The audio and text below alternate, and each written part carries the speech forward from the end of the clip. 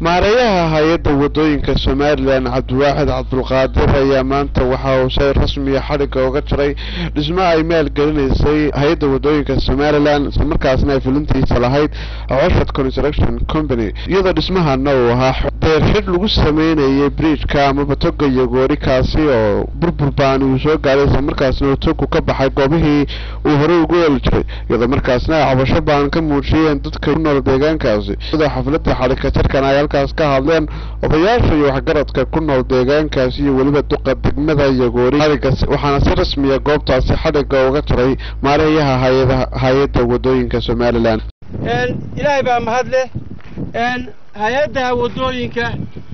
Soomaaliland ayaa noo fulisay taasoo markaa ay fuliyeen waxayna amaan mudan qoladii ka soo qaaday ee fulisay Oshad Construction Company iyaguna amaan bay leeyihiin maamulka Soomaaliland hay'adda caalamiga ah hawshan fulisay biyaxiraanka taasoo dhibaato aad iyo aad ugu weyn u geysatay ama ku saadeed inay u geysato dhuldaaqsimeedka oo aad iyo aad u go'ay xabaalaha magaalada buundada oo Siriosa xaafada magaalada ka mid oo ay galeen biyo aad iyo aad waxaan ugu mahadnaqaynaa hay'adda qabatay hawshan iyo cidii la xiriirtay ee fuliyaha ka ahayd hay'addaas oo maanta 24 bisha 7 laga xariga laga jaray waxaanu doonaynaa sidaa iyo si lamid ah in wax qabadka ay hay'adaha caalamiga ah iyo maamulku ay noo kordhiyaan sidoo kale waxa halkaas isna ka hadlay duqa degmada Yagoori Master Idle xisbiga kulmiye uu qabtay maamulka ruuxaantii waxyaalo badan oo la taaban karo ka fulisay deegaanka oo ah dhinaca wadooyinka waliba waxaan u hambalyeynaa dawladda Soomaaliland hay'adda SRA Oshad Company oo had iyo jeer dhinaca wada wax qabadka sida hufan oo noo soo gaarsiiyay deegaanka ayaanu mar labaad u soo jeedinaynaa hambalyo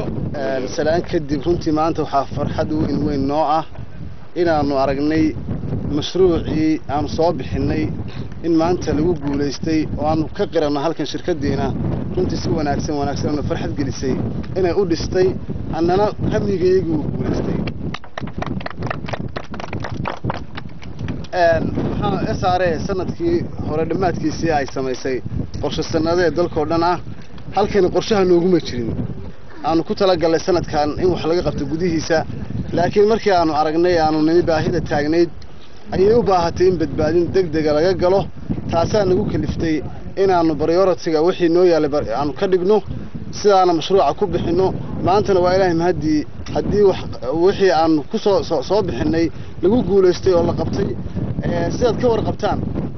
badbaadinta halkan ama dhismahan in laga sameeyo gabyanka ah laba qodob badbaaday ka ahayd ta kale waxa weeye xabaalaha maanta aynu agtooda joogno oo in badan oo kamid laga yaabo in daad ku qaaday intii kalena ku sii socday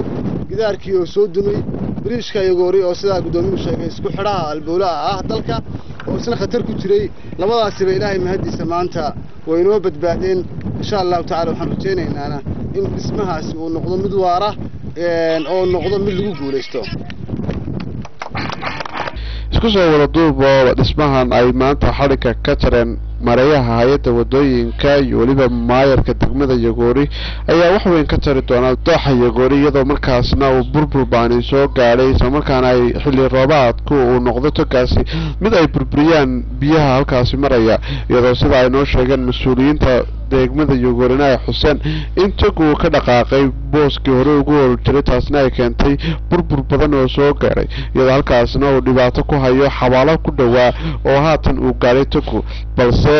دربيgan ka hortaga ee laga hortagayo fuditaanka ama burburka soo gaaray togan ayaa noqonaya mid ay si weyn u soo dhaweeyeen dadka ku nool deegaankaasi